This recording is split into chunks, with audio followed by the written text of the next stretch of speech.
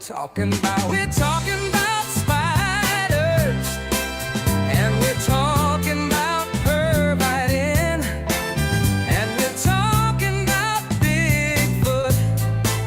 I'm here to tell you where he's been. They call me Mr. Gulley. I'm here to save the day. They call me Mr. Gulley, and I'm gonna lead the way. They call me Mr. Gulley. I'm here to save the day. They call me Mr. Gulley, and I'm gonna lead the way. Here we go now. I'm talking about Mr. Gulley, and you don't know where he's been. Oh no, he's been right in your alley. Well, I'm Mr. Gulley, yes I am. So what we talking about? We're talking about spiders, and we're talking about pervitin, and we're talking about Bigfoot. I'm here to tell you where he's been. They call me Mr. Gulley. I'm here to save the day. They call me Mr. Gulley, and I'm gonna lead the way. They call me Mr. Gulley. I'm here to save the day. They call me Mr. Gulley, and I'm gonna lead the way.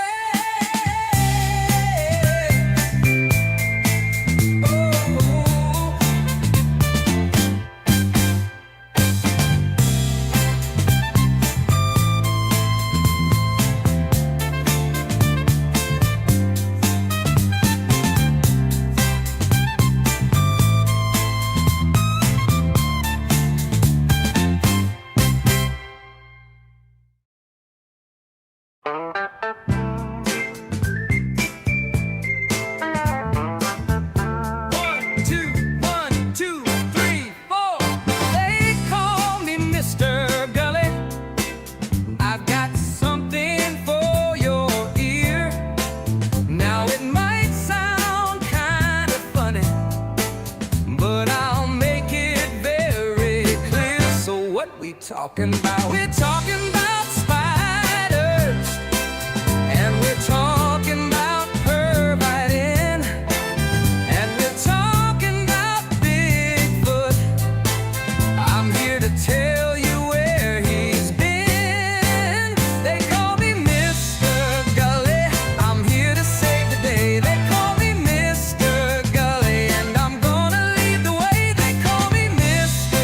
Gulley. I'm here to save the day. They call me Mr. Gulley, and I'm gonna lead the way. Here we go now. I'm talking about Mr. Gulley, and you don't know where he's been. Oh no, he's been right in your alley. Well, I'm Mr. Gulley, yes I am. So what we talking about? We're talking about spiders, and we're talking about pervitin, and we're talking about Bigfoot. I'm here to tell you where he's been. They call me Mr. Gulley. I'm here to save the day. They call me Mr. Gulley, and I'm gonna lead the way. They call me Mr. Gulley. I'm here to save the day. They call me Mr. Gulley, and I'm gonna lead the way.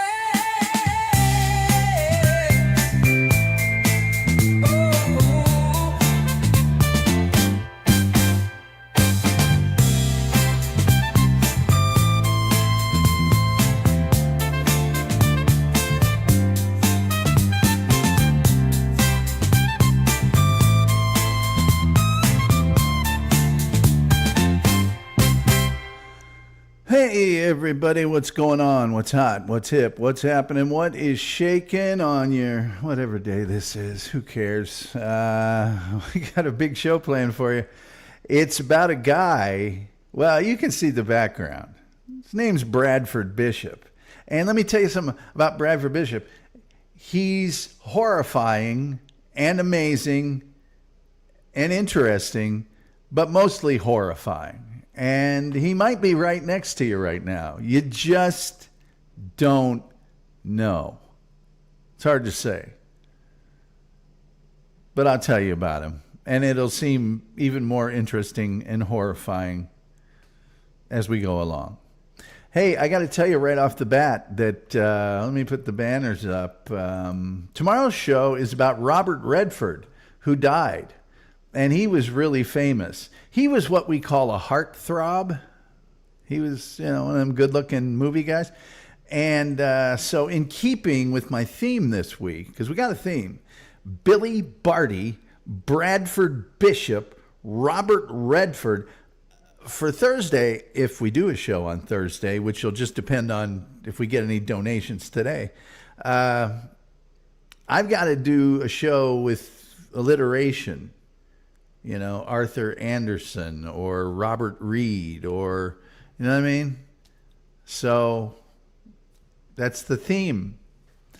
It's alliteration this week for your convenience. Hey, Paused Up Patriot is here. Hey, Paz, what's going on? Hey, we've got some super chats and some things going on that you can take advantage of. And boy, we hope you do. Because we need that to keep the show going. Memberships are only $2.99 a month, and wow. Some people have called it the best bargain in the internet in your price range. Let me see here if I can... I got to pin the PayPal. But I've been talking to people, and they are telling me, some folks are telling me that, yeah, the super chats are real easy for those of you that like to do it. We're not saying don't do it. But, the folks at YouTube or StreamYard, one of the two, keep 30% of that. Well, I don't think they deserve 30%. By the way, I will never pay for StreamYard. I may do something else one day, but I'm never paying for StreamYard, ever. Do you see how they screwed up the beginning of my show? They don't. And by the way, now that I'm not paying for it, the offers they're giving me, get the advanced version for free, 22% off of this, 40% off of that. No. I'm not doing it. Charlie Brown's not kicking that football. Tyler Schollenberger's here. He's from the Quad Cities, where I always thought I would see more wheelchairs from the Quad Cities. He says, hello, Tom. Nice to see you back on the air. Well, nice to see you, Tyler. Very, very nice to see you. Let me see something here. YouTube. Oh, and then we'll get to this murdering guy who accomplished a whole lot in his life. He's not your average murderer for a whole bunch of reasons. And I have a whole bunch of wacky, crazy, you're not going to believe it stuff about this guy. Bradford Bishop. Not only does he have kind of I would say a hoity-toity name, I'd say he has let me pin this PayPal address, because if you're the kind of person that's into the PayPal, then I get to keep all of that. That's how you can maximize your contribution to the show. And I know a lot of you are just dying to maximize your contribution to the show.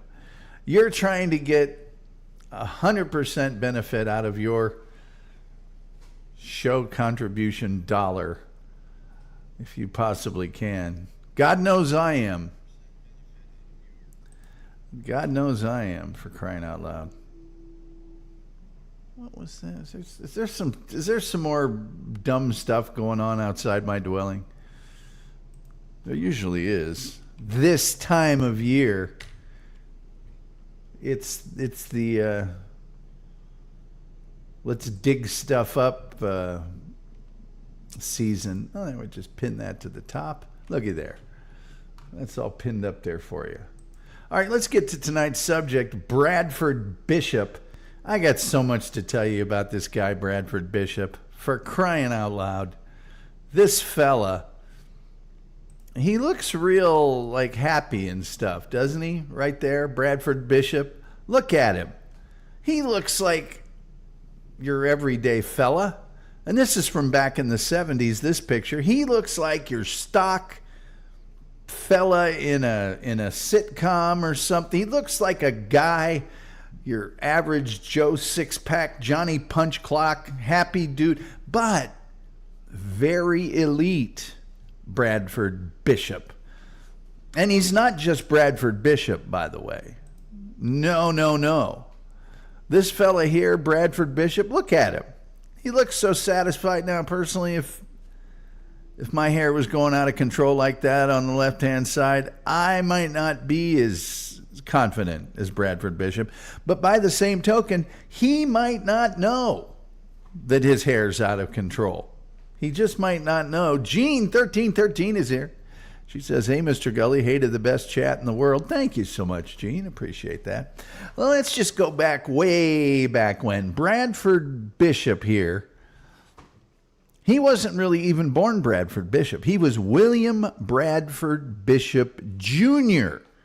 So he's the second in a line of William Bradford Bishops, but we're going to call him Brad. I'm sick of calling him Bradford. Let's just call him Brad, okay? Brad Bishop.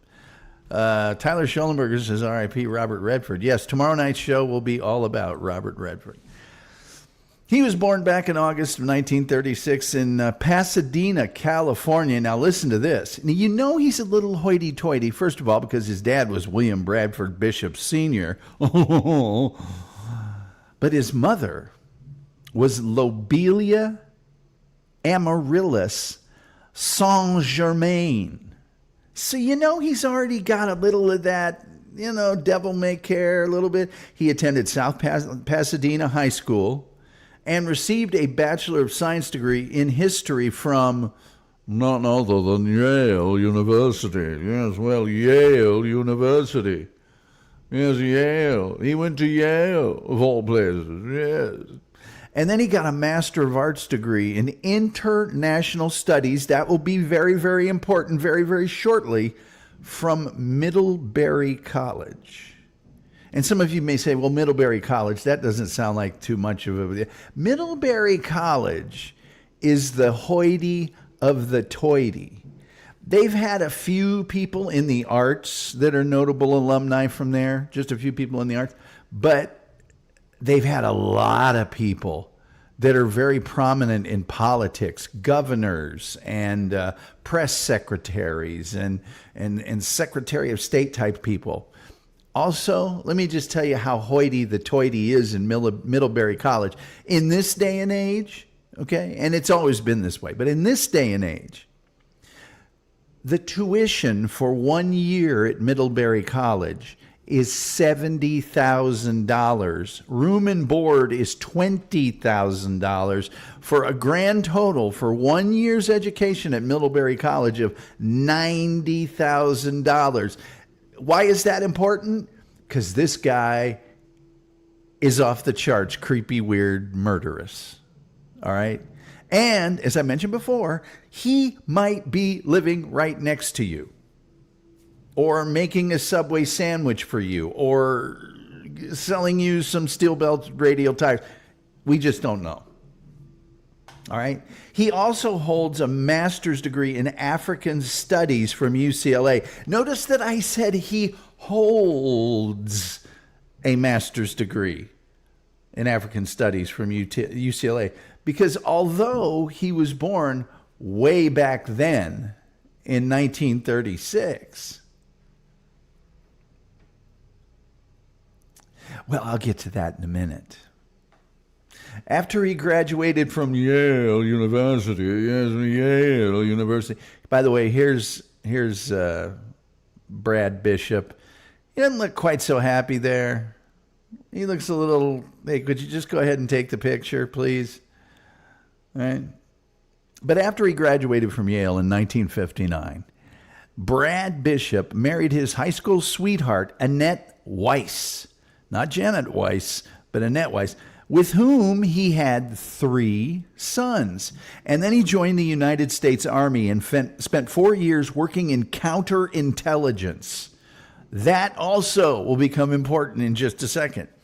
This dude, the dude you're looking at right here, this dude, Brad Bishop, spoke 5 languages fluently: English, Italian, French, Spanish, and the ever-popular Serbo-Croatian, right? So he leaves the Army and he joins the United States State Department, and he served in what's called the Foreign Service. Now, the Foreign Service is basically just a fancy term for if you work for the State Department and you go to another country, say, I don't know, Germany, and you're the U.S. representative in that country, that means you're working for the Foreign Service.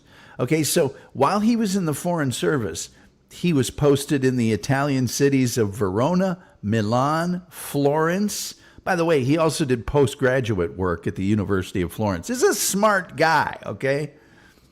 And he did that from 1968 to 1972. He also served in Africa, including posts in Addis Ababa in Ethiopia and Gaborone in Botswana from 72 to 74. Now, his last posting, he said with great foreshadowing, his last posting began in 1974. And that was at the State Department headquarters. They brought him back home, right? They bring him back home to the State Department in Washington, D.C. And he was Assistant Chief in the Division of Special Activities and Commercial Treaties. Kind of a big deal. Commercial treaties with other countries. Come on, man. He was living in Bethesda, Maryland, very nearby Washington, D.C., with his wife and his 3 sons and his mother, the aforementioned Lobelia, which sounds a little bit like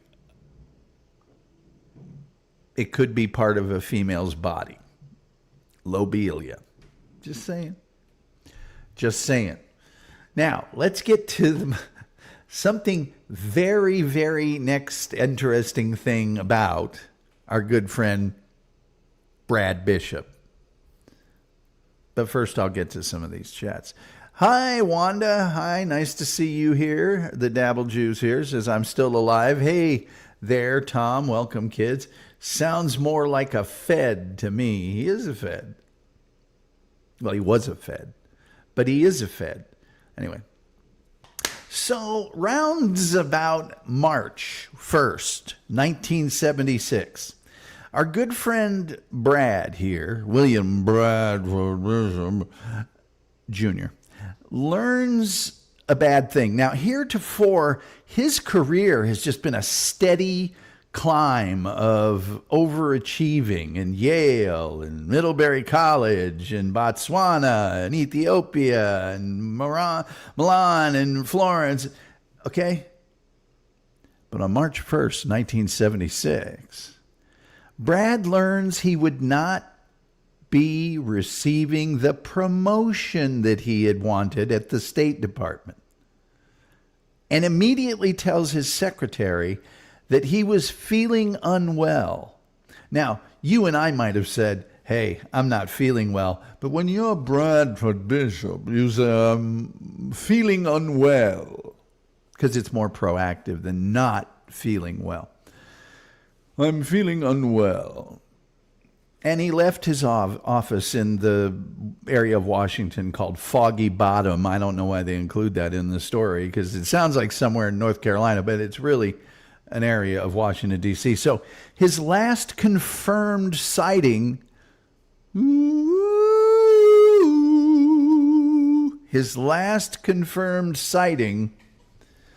was outside the State Department. And a colleague of his named Roy A. Harrell Jr. Keep that name in your head, Roy A. Harrell Jr. It will become important later. Noted that Bishop was very agitated.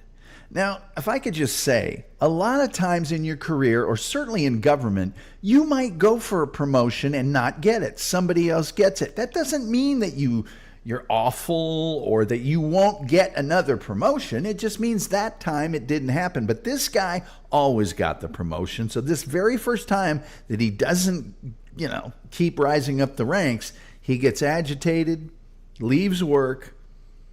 And what police believe happened next was that he drove to his bank, which he chose at that time to withdraw several $100s, right? We're frozen up. Thank you, StreamYard. Thank you. And you couldn't freeze me in a cool Fonzie-like pose. It has to be... Anyway. So he takes out several $100. By the way, it's going to unfreeze here in a second. So I'm just going to keep talking. He withdraws several $100. And then he goes to the Montgomery Mall, which is just the name of a mall in Washington, D.C., where he buys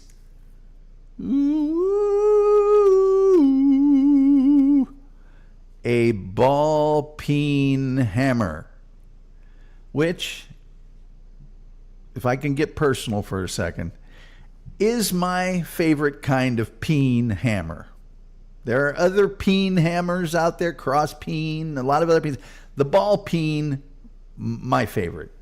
And he also bought a gas can. He fills up the gas can with gas, and he also fills up the tank of his 1974 Chevy station wagon at a gas station right next to the mall. And from there, he drove to a hardware store where he purchased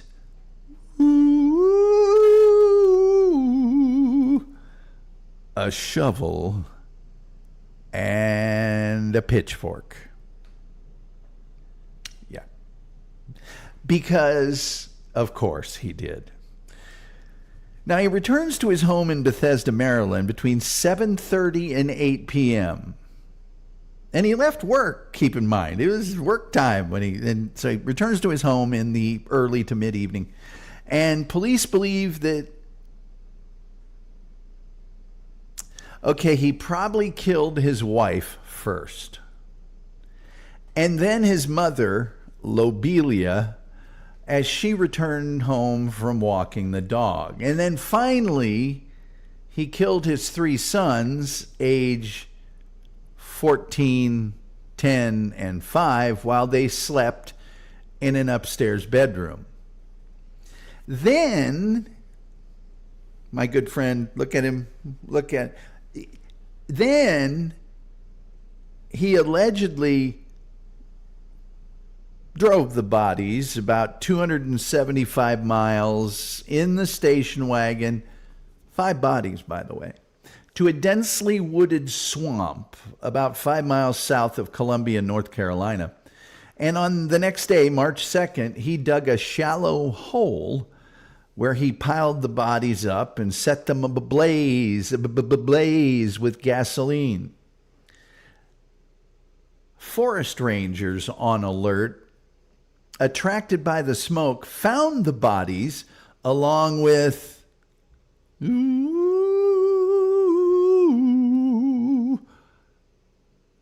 a gas can, a pitchfork, and a shovel. And the shovel had a little bit of the label from the hardware store there, so they knew where he went to get the... Anyway. Now, Brad is known to have purchased tennis shoes at a sporting goods store in Jacksonville, North Carolina, later that same day, March the 2nd. And according to witnesses, he had the family dog with him and was possibly accompanied by a woman. On March 10th, a neighbor, and that woman thing will also become very important later. Keep in mind, he may have had a woman acquaintance in addition to his dead family. On March the 10th, so this is 9 or 10 days after he's murdered his family and taken them out in the woods and set them on fire, a neighbor of Bishop's contacted the police because they hadn't seen the family for some time. A detective found blood on the front porch of the Bishop residence and on the floor and on the walls of the front hall and all of the bedrooms. Dental records were then used to confirm that the bodies found in North Carolina were, in fact, the Bishop family.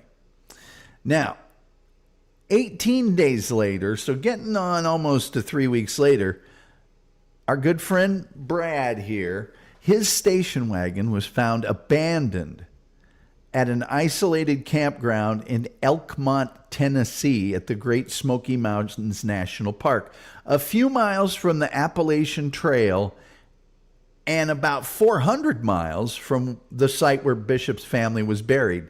The car contained dog biscuits. Let me get another photo up here for you. Let's get an old school FBI wanted poster up, can we?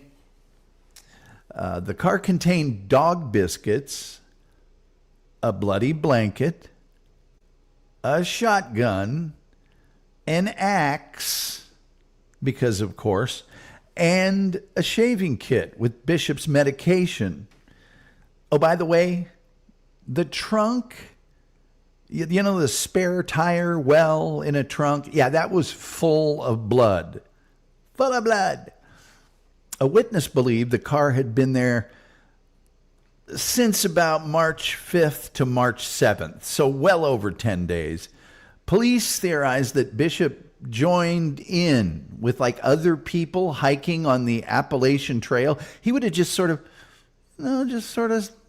seamlessly joined their little hike. And they attempted to find him with bloodhounds, but no success. After all, it had been 10 days. And the following day, a grand jury indicted Bishop on 5 counts of first-degree murder and other charges. Yes. We got some comments here. I'll get to those. And then we'll catch up, because I'm sure you guys are all wondering, why did he do this? And what ended up happening to them? You know, the Bishop guy. What happened? What's going on? How does our story end? Oh, you're not going to believe how our story ends. Coach Mike says cobbler hammers are my personal favorite, but ball peens are fine. Well, I think cobbler hammers are fine too. I mean, there's a lot of other good hammers, but as your peen hammers go, the ball peen would be my favorite. People are saying that Tom had something to do with the recent events in Utah. No, they're not saying that at all. Nobody's saying that, as a matter of fact. Gene says, all the stuff you need to be on the run. Well, and I didn't mention it, but also he had some medication that they found inside the Chevy as well. It was not medication that he needed to stay alive or anything like that, but I'll get to what kind of medication it was in just a second. All right. Now, if you're wondering what in the hay, why did Brad do all this stuff? He seemed like such a square fella. He seemed like such a regular Joe. He seemed like the kind of guy that you'd hang out with and have a club sandwich and an Arnold Palmer with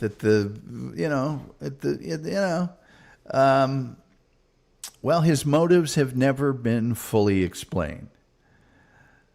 There was no evidence of infidelity, although he did have that woman thing going on. There was really no evidence of it. There wasn't like hotel receipts and people saying, oh yeah, he definitely had a main squeeze on the side. None of that. And no real financial or job problems. Now, although he'd been passed over for that promotion, he didn't get any negative job performance reviews or anything like that. It was just one of those things where, hey, you and Steve Stunning over here were up for the same job and we gave it to him. Maybe next time it'll be you. There was no history of work-related issues. The being passed over was described as the first glitch in an otherwise storybook life. All right. And by the way, this happens sometimes to people who have never experienced any adversity. The first time they do, it shatters them. It's, there was some reports that his career, had caused some family tension. He was criticized by his wife and his mother over his lack of upward career advancement, but that might have just been, hey, we're hanging out around all of these hoity-toity people in the State Department. We want you to be higher. I don't know. One of them's name was Lobelia. So His wife had begun to study at the University of Maryland, even though Brad wanted her to be a stay-at-home mom. Maybe that caused some friction. But a lot of sources agree the Bishops were experiencing some financial issues, but not that severe, okay? They were mild, familiar to most upwardly mobile families. Legendary FBI crime profiler John Douglas described them as nothing terribly unusual for people in their 30s living in that kind of neighborhood. They weren't on the brink of, ruin. With his income, they largely could have righted the ship. There was a report that the IRS had been auditing the taxes of the family due to financial troubles, but that audit and the existence of it has never been confirmed by the IRS or the FBI, so it's rather doubtful that that was even going on. Now, here's the thing. The FBI did, their usual workup on this dude, and he was an avid outdoorsman who enjoyed camping and hiking. He had a pilot's license from when he was stationed in Africa, and he enjoyed riding motorcycles, working out. He did have a history of depression and insomnia, thus the medication that he had left. He was very fond of dogs, enjoyed, and I just love this combination of things he enjoyed. He enjoyed Scotch whiskey, peanuts, and spicy foods. He has, and I'm saying has, because spoiler alert, they've never found him, and they don't think he did himself in at all, and I'll tell you more about that in a second.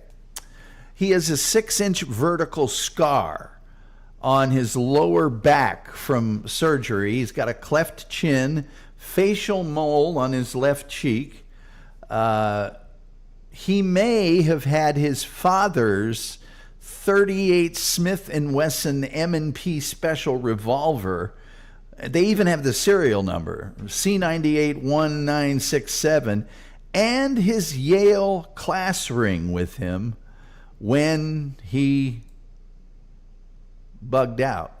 More importantly, he's believed to have taken his diplomatic passport with him,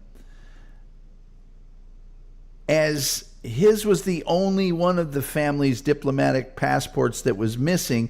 And because they didn't find out for almost 3 weeks that his family had been killed, if he had wanted to, during that time period, remember, 1976, no computers, no this, no that, he might have been able to use that diplomatic passport to fly the coop and get out of the country.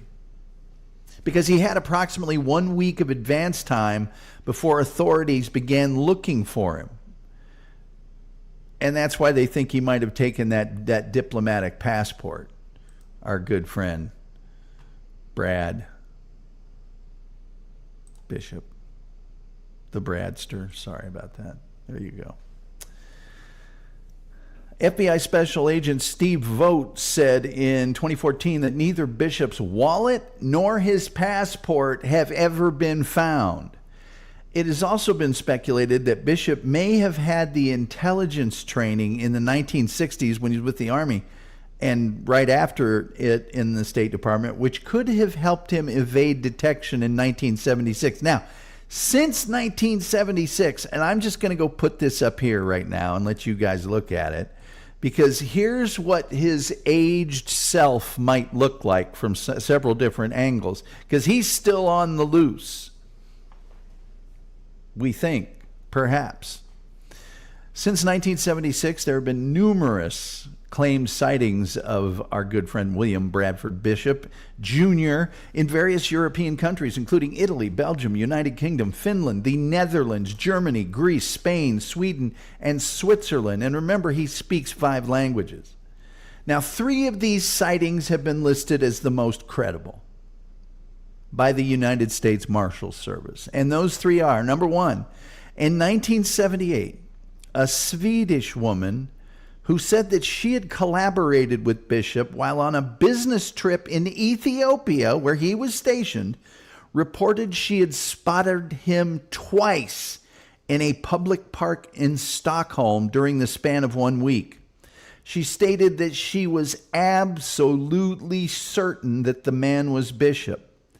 She did not contact the police at the time because she was unaware that he was wanted for murder in the United States.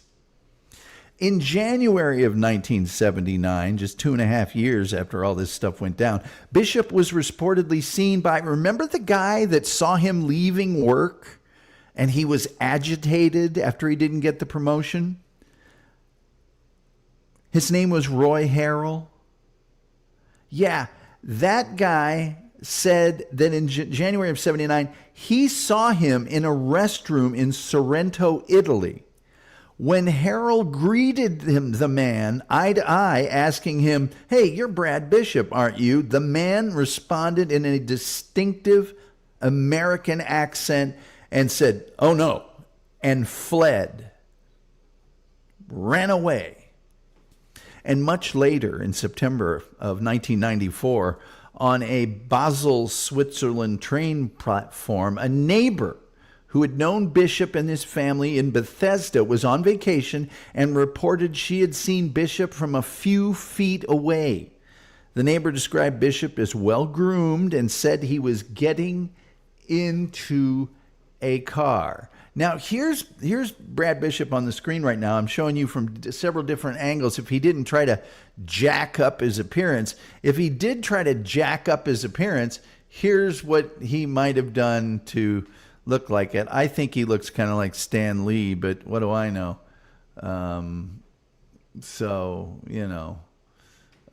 Jings is here. He says, Wolf is the voice of reason. I hope he calls in. Well, I'm going to open up the... I'm going to pin the link here shortly. So, Spicy Foods makes me... Okay, great. Sounds like a heck of a guy. Let's see here. Let's see. Gene's not on the market there, Jings. If it even is Jings, I don't think it is. It might be. I don't know.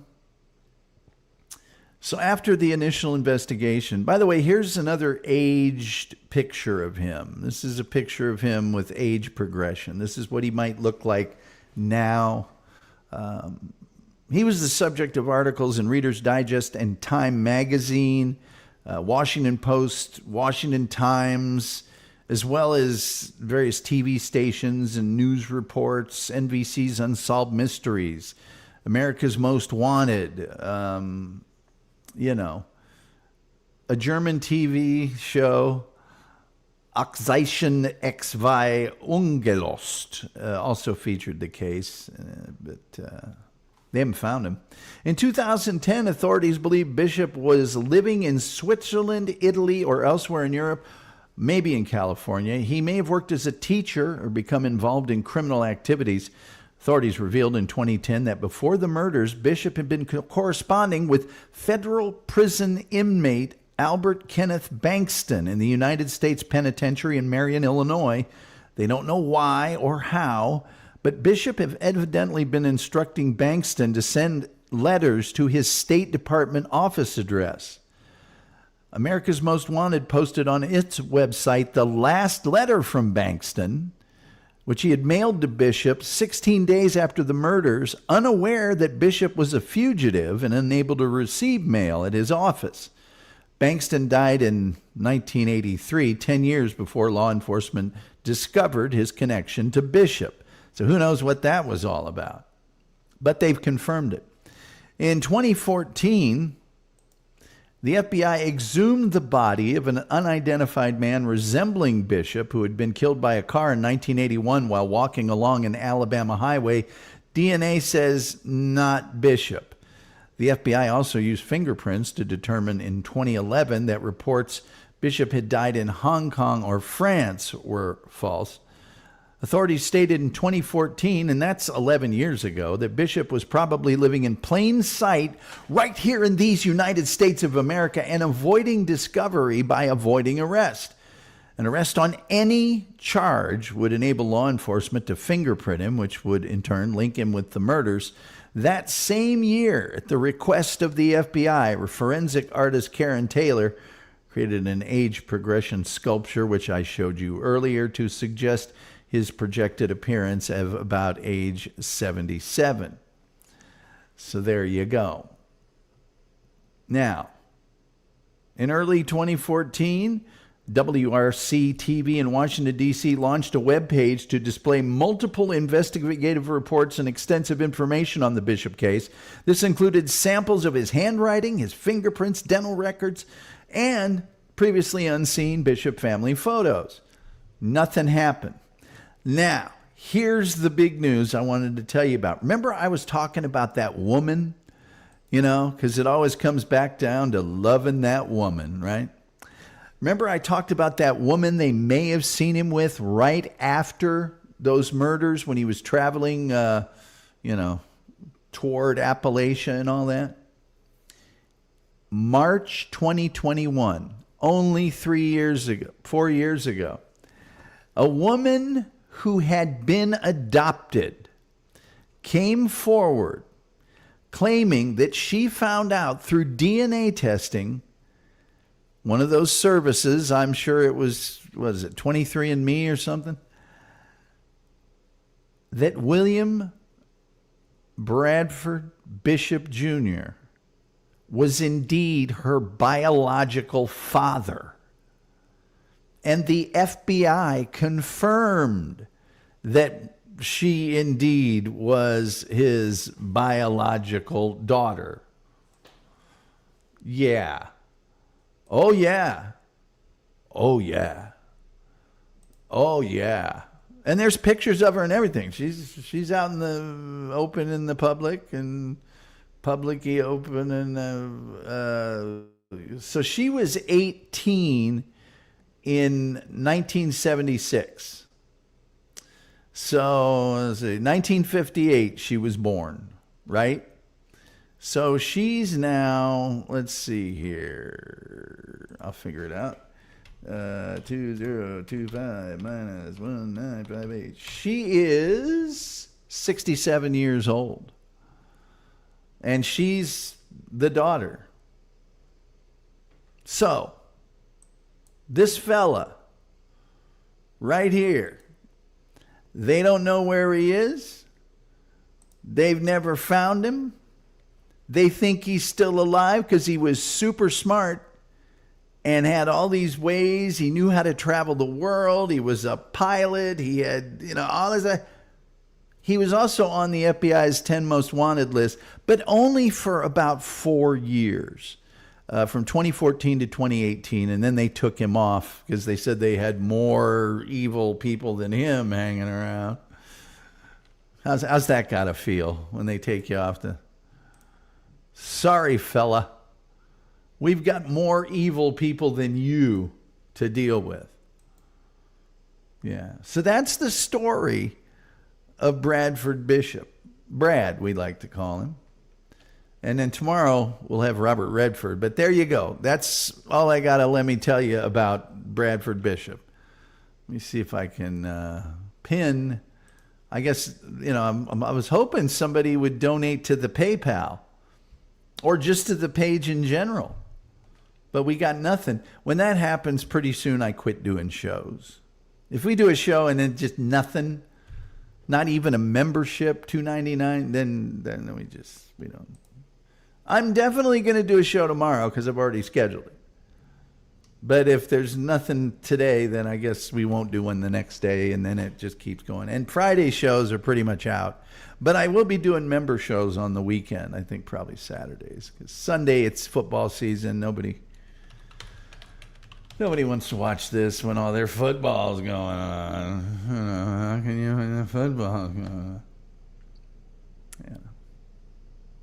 Why would anybody win the football? I'm sorry, I'm taking a second here. I'm going to pin the link to the thing with the stuff that nobody will take advantage of anyway. So it doesn't matter. It just doesn't matter. And then everybody will go, why don't you do any more shows? Well, it's because, I'm not trying to make $1 million here, but nothing, really? Really? That King Cobra guy used to make $1,000 a show or whatever, and I can't get $1?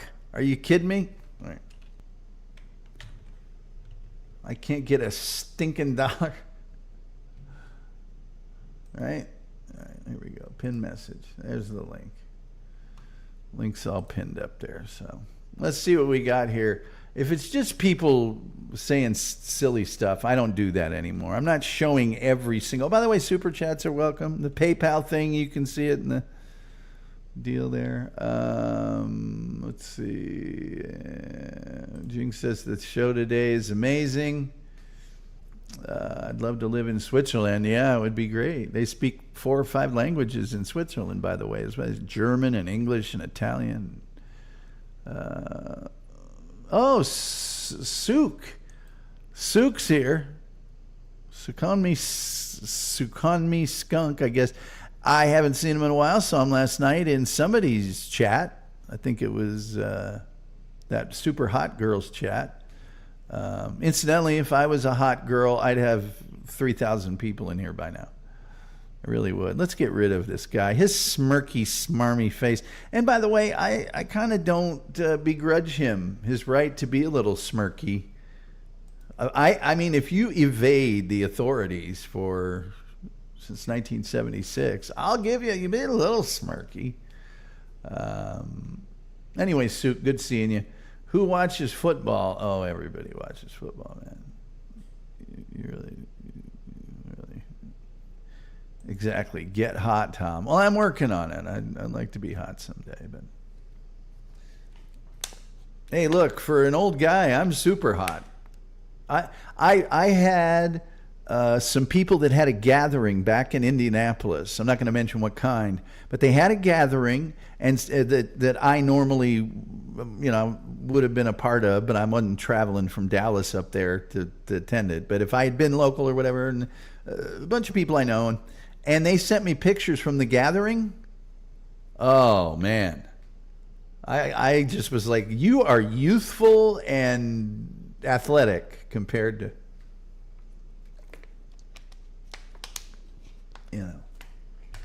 Gene's right. Brad was a master of hide and seek. Tomorrow, Robert Redford. And I am now taking suggestions as to alliteration-based guests, because if indeed we get some a donation of any kind today, then I'll do a Thursday show. But I figure we did Billy Barty, then we did Bradford Bishop. Tomorrow's Robert Redford. So the next one has to be the same first and last letter too. And no jings, I can't do that one, especially not this week, because it's alliteration week here on the Tom Gulley Show. But I need another same first and last letter. Let me see. Alliteration names of celebrities. Who do we got here? Amy Adams, Bridget Bardot. Most of them are women that I see so far. Barbara Bach, Dana Delaney, Cindy Crawford, Gina Gershon, Courtney Cox, January Jones, Sharon Stone, Nick Nolte, Brian Brown. Let me see if there's historical people, because I don't want to famous people in history. Oh, sorry. Ronald Reagan, Dorothy Dandridge, Calvin Coolidge, William Wordsworth. That's not that many. Christopher Columbus, Judy Jetson. Hey now. I worked with her at Cartoon Network. Susan Sarandon. Hey now. Ryan Reynolds. I'll figure out somebody. Well, we can figure out somebody. Let's see, Billy Bragg. That's not a bad one. Brian Brown, an Aussie. Yeah. Christy Canyon. I'd love to get her on the show. I got to get more guests. I'm not doing Debbie Diamond. That's not Jings. Jings wouldn't know Debbie Diamond. I got to get more guests. I did sort of have a guest lined up, but I got reached out to some of my D-list celebrity friends, and they haven't gotten back to me yet this week. The D-list celebrities are legendarily slow to get back to.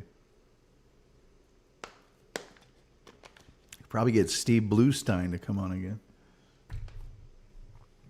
Just because he's such a nice man. Such a nice fella. Terry Nee says, guess. I don't know what that means, Terry, but the Guess Who? I don't know. Terry Nee, very well known on the internet. Extremely well known. But anyway, Super Chats, memberships, and of course PayPal, which is in the crawl. PayPal, the preferred way to donate to the program. Guests, yes, guests. I need guests. I want to get more guests on. Yes, more guests.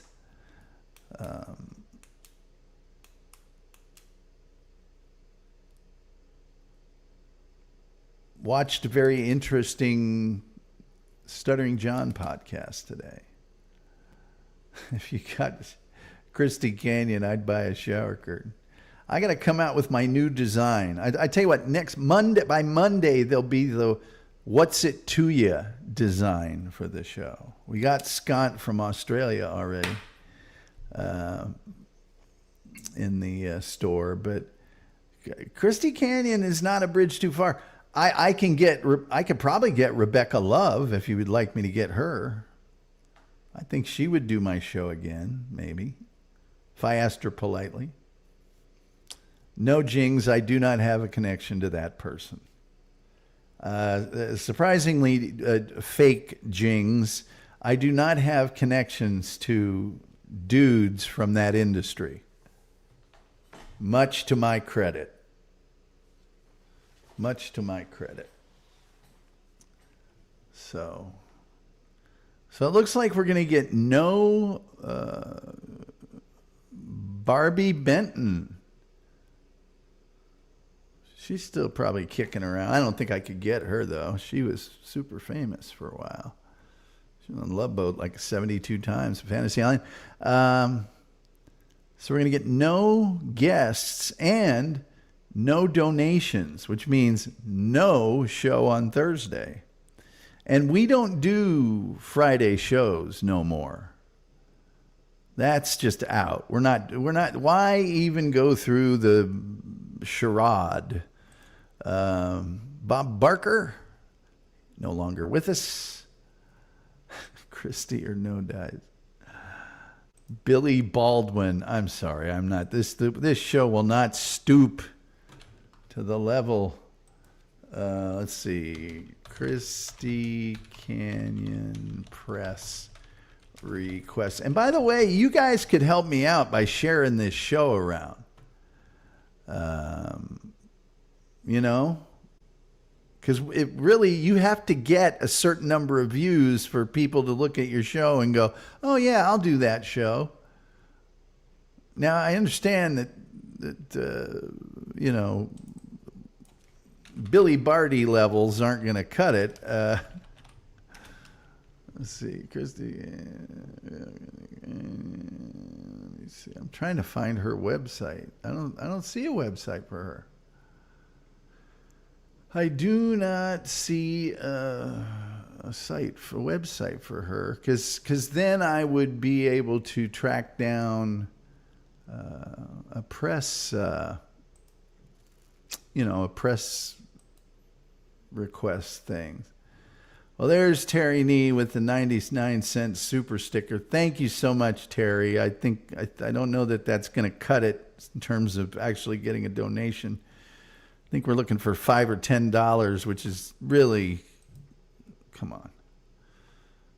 I know, Terry, that you know, Terry, that, you know, there are shows that out there that, oh, she's got some OnlyFans and stuff. I'd have to talk to somebody I know that knows her, and but Terry, I know that you know that every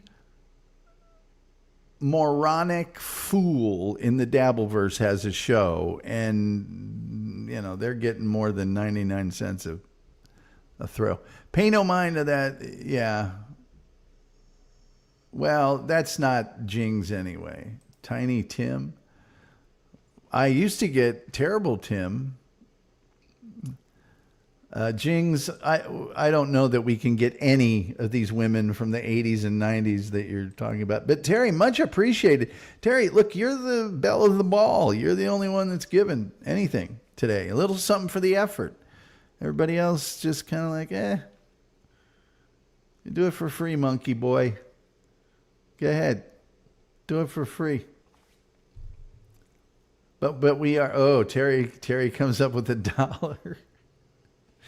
Thank you, Terry. Now, if everybody was $1, then anyway, hell, just a membership for crying out loud. It's $2.99 a month. That's a dime a day.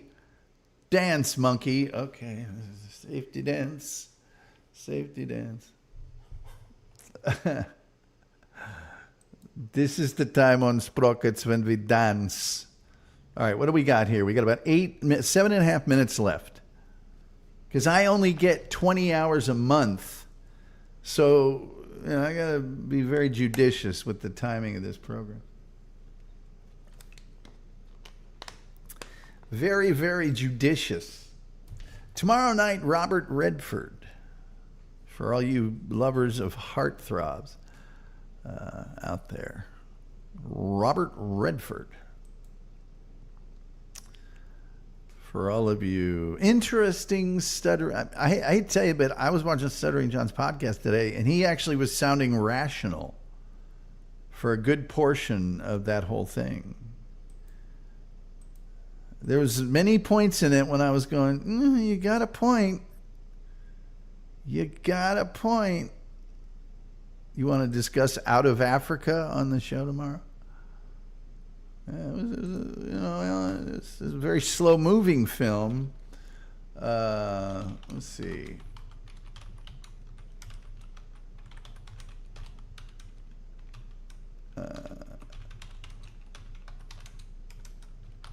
There we go. He's a Best Director. Best Director he won an Academy Award for. Wasn't it Ordinary People or something like that? I think it was for Ordinary People. You would have thought he would win one for acting, but no, he didn't. He didn't. But John sounded very rational. Now, not all the way through, don't get me, but he was saying things that I thought were true and made some sense. Made some sense. I don't think it can be denied that some people picked a guy out and said, how can we ridicule this dude and make money off it? You can have your own opinions on whether that's right or wrong, but that's kind of what happened.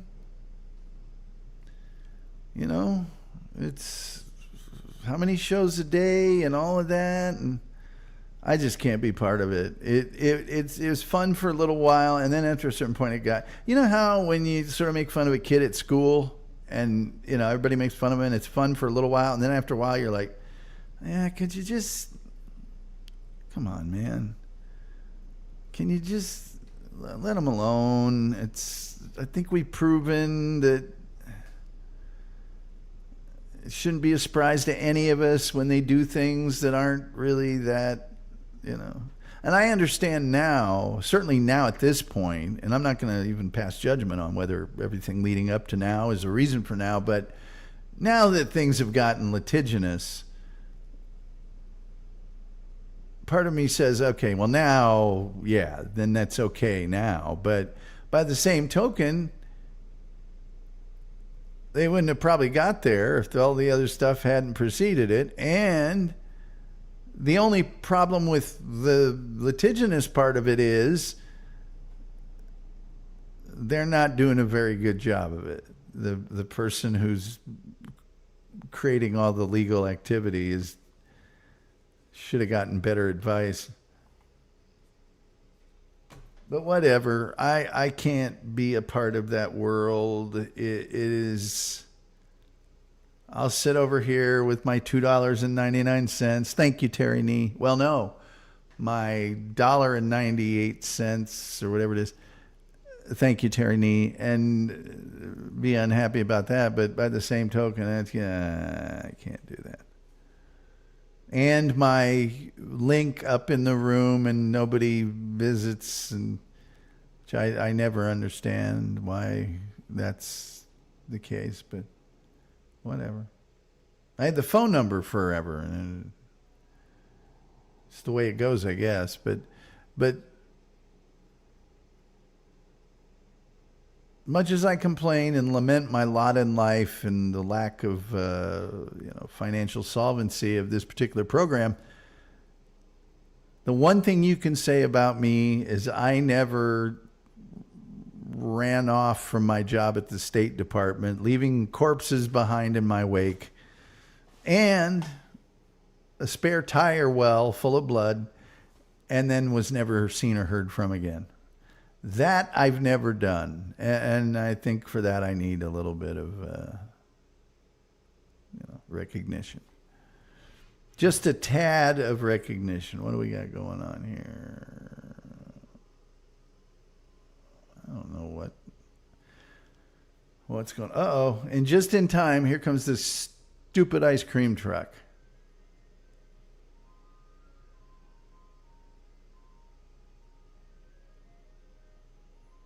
Why not? It's only 7 o'clock. I mean, why not? It's only going to be October in 5 minutes. So, I mean, why not? Why in the world shouldn't it, Anyway, what do we got? Lucas Malago and Biga, thank you for retweeting the show. I appreciate that. Terry's playing the world's smallest violin. It should be small because I'm not that upset by it. But anyway, okay. Well, with all that being said, it's still almost 90 here in Iowa, temperature-wise. What do we got right now here in beautiful Dallas, Texas? It's actually 93 degrees right now. But I still say, if I wasn't sitting here doing this show live, I'd be out there telling any kid that ran up to the ice cream truck, hey, you don't have to walk that far to get 12 ice cream sandwiches for what he's asking you to pay for one ice cream sandwich. What do I know? What do I know? But anyways, all right, well, I guess we'll just take the banners down, slow, sad piano music. And tomorrow night, Robert Redford. We'll see if there's a show on Thursday. There certainly won't be one on Friday. There will be one, members only, on Saturday. And, with all that being said, I thought this was a fine show about Brad Bishop, personally. You can't go by how many people watch the show. The Billy Barty show. I mean, when you look at the pantheon of shows about Billy Barty, it was probably a fine show on Billy Barty. But this one here, this was a darn fine one. Thank you, Terry Nee. I appreciate those emojis of thumbs up and whatever that is. Okay, then. Well, with all that being said, I personally think the only thing left to say is, till next time. We'll see you next time.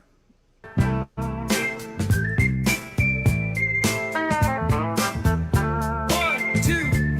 2, 3, 4. They call me Mr. Gulley. I've got something for your ear.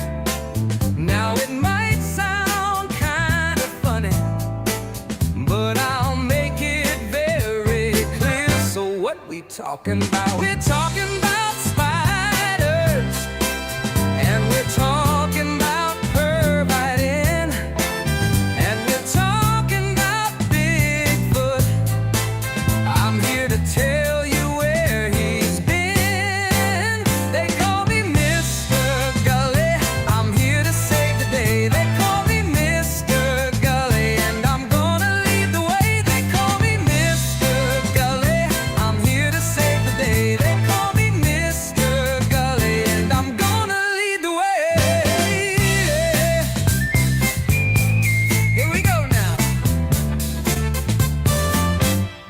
I'm talking about Mr. Gulley, and you don't know where he's been.